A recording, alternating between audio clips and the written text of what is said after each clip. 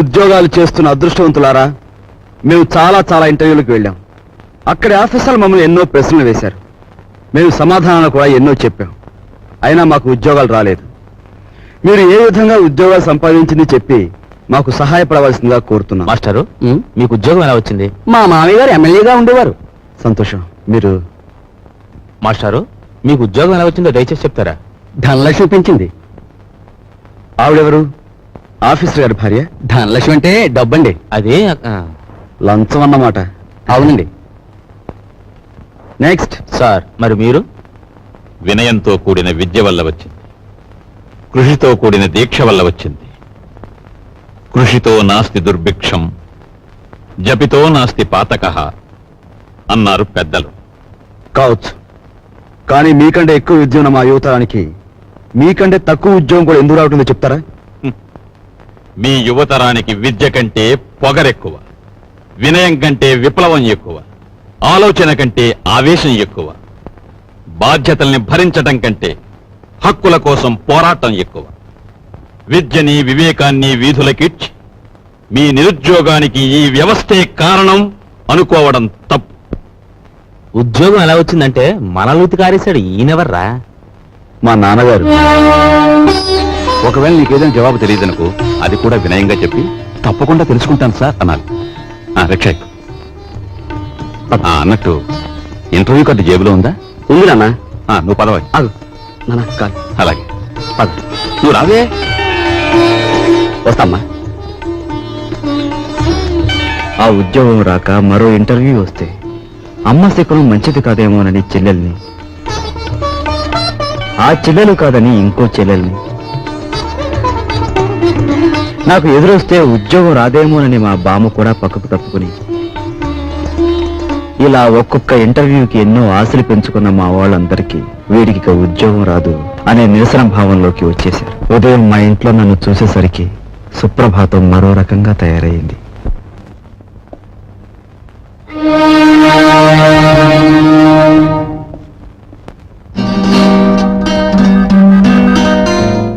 నీ తెలివితేటలు పరీక్షించడానికి సర్టిఫికేట్సే చూడనవసరం లేదు.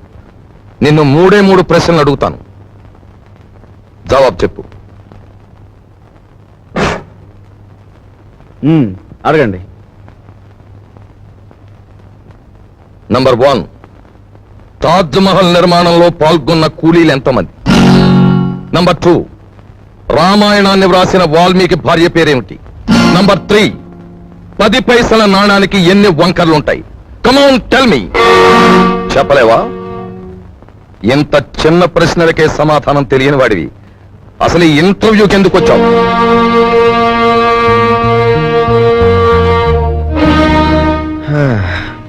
చెప్తాను.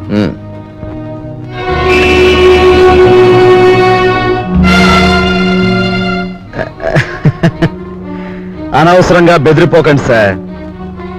ఇది నా 61వ ఇంటర్వ్యూ. అంటే నా సహనానికి షష్ఠి పూర్తి జరిగిపోయింది.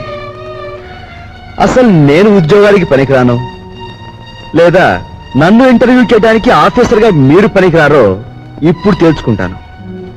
సార్, వాల్మీకి భార్య పేరు మీరు వినలేదు, నేను వినలేదు. కానీ పెళ్ళైన దగ్గర నుంచి మీరు మీ భార్యను చూస్తూనే ఉన్నారు. ఆవిడ చేతికి ఎన్ని గాజులున్నాయో మీరు చెప్పగలరా? ఓకే, 10 పైసల నాణానికి ఎన్ని వంకర్లు ఉన్నాయో నేను తర్వాత చెప్తాను. కానీ రోజు దువ్వుకునే మీ తల మీద ఎన్ని వెంట్రుకలు ఉన్నాయో మీరు చెప్పగలరా? కనీసం ఆ దువ్వుకునే దువ్వునికి ఎన్ని పళ్ళు ఉన్నాయో చెప్పగలరా? చెప్పండి. నాకు తెలియదు. మీరు వేసే అడ్డమైన ప్రశ్నలకి మేము సమాధానాలు చెప్పలేకపోతే మమ్మల్ని వెధవలా చూడటం తెలుసా? మిమ్మల్ని చంపకుండా ఎందుకు వదులుతున్నానో తెలుసా? మిమ్మల్ని చంపి నేను హంతకుడుగా మారటం వల్ల మా సమస్యలు పరిష్కారం కావు. అందుకు గుడ్ బై.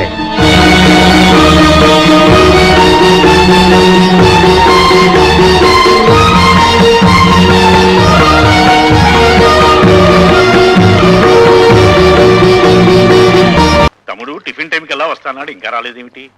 ఎప్పుడు అన్నమాట తప్పడే. యు ఆర్ కరెక్ట్ అన్నయ్య. నీ తమ్ముడు ఎప్పుడు మాట తప్పడు. కానీ నువ్వే సెంటిమెంట్ తప్పి లతా నేను లేకుండా టిఫిన్ చేయడానికి సిద్ధపడిపోతున్నావు. అబ్బే ఏది ఇప్పుడే కూర్చో తమ్ముడు కూర్చో. అమ్మాయి లత, అన్నయ్య, లతను నువ్వు చాలా గారాభంగా పెంచుతున్నావు. క్రమశిక్షణలో పెంచకపోతే ఏదో ఒకనాడు మనకి శిక్ష వేసే ప్రమాదం ఉంది. జాగ్రత్త. అమ్మాయి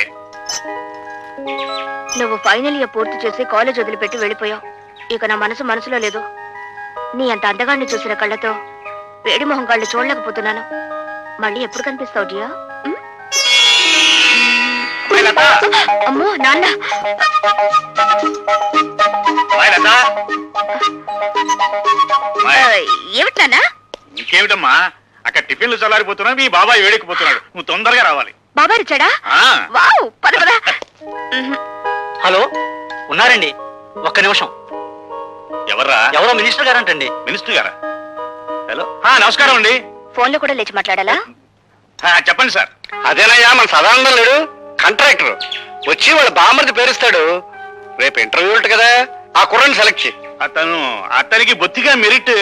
మెరిట్ మెరిట్ ఉన్న వాళ్ళకి ఉద్యోగం ఇస్తే మనం చెప్పినట్టు ఎందుకు వింటారయ్యా? అతను సెలెక్ట్ చేయి. అలాగే సార్, అలాగే. ఎవరన్నయ్య? మినిస్టర్ రాజశేఖరం గారు ఆ సదానందం గారి బావమరిదికి ఉద్యోగం ఇమ్మని ఫోన్ చేశారు. ఇచ్చేస్తున్నావా? పదవిలో ఉన్న వాళ్ళ మాట వెనక తప్పదు కదా. చిచ్చి, నీతో టిఫిన్ చేయడం నాదే బుద్ధితో. తమ్ముడు, అరే నువ్వు ఉండు బాబాయ్. నానేమన్నా తెలుతో కూడా ఎవరికి పడితే వాళ్ళకి ఉద్యోగం వచ్చాడు. మోసగాడినైనా నమ్మొచ్చు కానీ పిరికివాడిని నమ్మకూడదు. ఏం చేద్దంటే భయంలో వాళ్ళు ఏమైనా చేసేస్తారు. ఉండు డాడీ, నేను ఉపాయం చెప్పనా? మెరిట్ లో నెంబర్ 1 కుర్రాడిని చూసి ఉద్యోగం ఇచ్చేయండి. మంత్రి గారు ఏమిటిలా చేశామని అడిగితే నాకు మతి మరపు ఎక్కువ, మీరు చెప్పిన కుర్రాడి పేరు అదే అనుకుని ఇచ్చేసానని బికమం పెట్టేయండి, సరిపోతుంది. ఏ అలా చేస్తావానయ్య? చేస్తావా లేదా చెప్పు. ఒప్పేసుకోండి. చేస్తానులే, చేస్తా. Good morning. Good morning.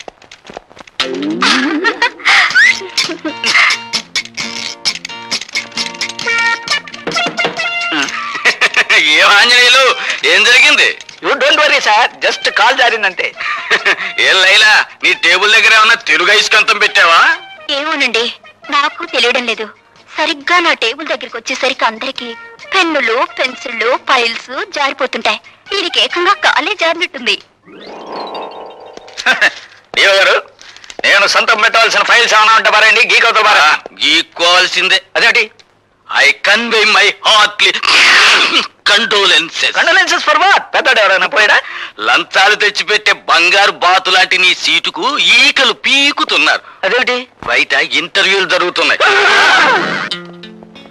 నిలబడి ఉండడం నాకు అలవాట్లేదు, ఏమనుకోకండి. బాబు, మీరు రాజశేఖరం గారి తాలూకే కదూ? యా, సీరియడ్ కాల్స్ వచ్చా? పర్వాలేదు, తాగు బాబు. మినిస్టర్ గారి తాలూకు భానోజీరావు గారు.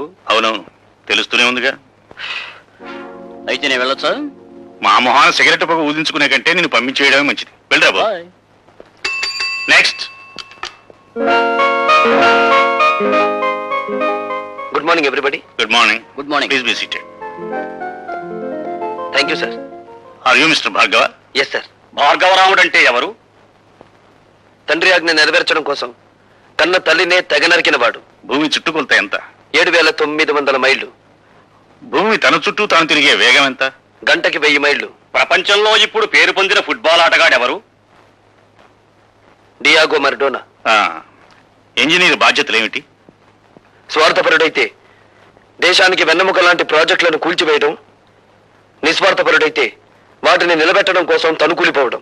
మొదటి ప్రపంచ యుద్ధం ఎందుకు వచ్చింది? ఒక డాక్టర్ నిర్లక్ష్యం వల్ల. 1887వ సంవత్సరంలో ప్రిన్స్ ఫెడ్రిక్ కంఠానికి ఎడమ వైపున క్యాన్సర్ వ్యాధి సోకింది. డాక్టర్లు దాన్ని ఆపరేట్ చేయకుండా నిర్లక్ష్యం చేయడం వల్ల అతను సింహాసనం అధిష్ఠించిన 99 రోజులకే చనిపోయాడు. ఆ తర్వాత రాజకాంక్ష ఉన్న అతని కొడుకు కైజర్ రాజు కావడం వల్ల, అతను యుద్ధకాంక్ష గలవాడు, జ్ఞానశూన్యుడు కావడం వల్ల మొదటి ప్రపంచ యుద్ధం మొదలైంది. మీ నాన్నగారి వృత్తి? ఈ ఇంటర్వ్యూలో నేను సమాధానం చెప్పలేని ప్రశ్న అదొకటే సార్. ఆఖరిగా ఒక ప్రశ్న. ఈ క్షణంలో మా మనసులో ఏముందో చెప్పగలవా?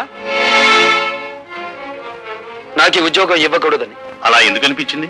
ఎందుకంటే పెట్టేవాడికి తినేవాడు లోకు కనుక, అడిగేవాడికి చెప్పేవాడు లోకు కనుక. అలా తెలబోకండి సార్. ఒక ఇంజనీర్ గ్రాడ్యుయేట్ ని మీరు అడుగుతున్న ప్రశ్నలు ఏమిటి? అతనికున్న పురాణ పరిచయం, అతనికి తెలిసిన హిస్టారికల్ నాలెడ్జ్, అతనికున్న స్పోర్ట్స్ నాలెడ్జ్, ఇవా ఒక ఇంజనీర్ క్యాండిడేట్ కి కావాల్సిన అర్హతలు. మీరంతా అవకాశవాదులు. ప్రశ్నలు అడగడమే తప్ప సమాధానం చెప్పడం చేత కాని మేధావులు. అయినా మిమ్మల్ని నమ్ముకుని పూటకొక నిరుద్యోగి ఇంకా డిగ్రీలు చంకలో పెట్టుకుని ఆఫీస్ గుమ్మాలు ఎక్కుతూనే ఉన్నాడు. ఎలా? తల్లి మెడలో మంగళసూత్రాలు అమ్మి, అవి ఖర్చైపోతే ఒంట్లోని రక్తాన్ని అమ్మి. సార్, మహాత్మా గాంధీ తెల్లదొరతనాన్ని పోగొట్టగలిగాడేమో కానీ ఆయనే తిరిగి జన్మించిన ఈ నల్లదొరతనాన్ని మాత్రం పోగొట్టలేడు. ఎందుకంటే ఇప్పుడున్న ధరల రక్తం నలుపు, వాళ్ళ దగ్గరున్న డబ్బు నలుపు, వాళ్ళు ప్రోత్సహిస్తున్న బజార్లు నలుపు. మీరు అడిగిన ఆ ఒక్క ప్రశ్నకు సమాధానం చెప్పకుండా వెళ్ళడం ఇష్టం లేక జవాబు చెప్పే పెడుతున్నాను సార్. మా నాన్న వృత్తి ఏమిటని కదా మీరు అడిగింది? He's a liar, he's a deserter. కట్టుకున్న భార్యని, కన్న బిడ్డని అనాథల్ని చేసి వెళ్ళిపోయిన కసాయివాడు. ఆ కసాయివాడి రక్తాన్ని పంచుకు పుట్టాను నేను. అయినా మిమ్మల్ని ఏమీ చేయకుండా పెడుతున్నానంటే నా చదువు నాకు నేర్పిన సంస్కారం. ఈ దేశంలో గాంధీల సంఖ్యను పెంచండి కానీ గాడ్సేల సంఖ్యను కాదు.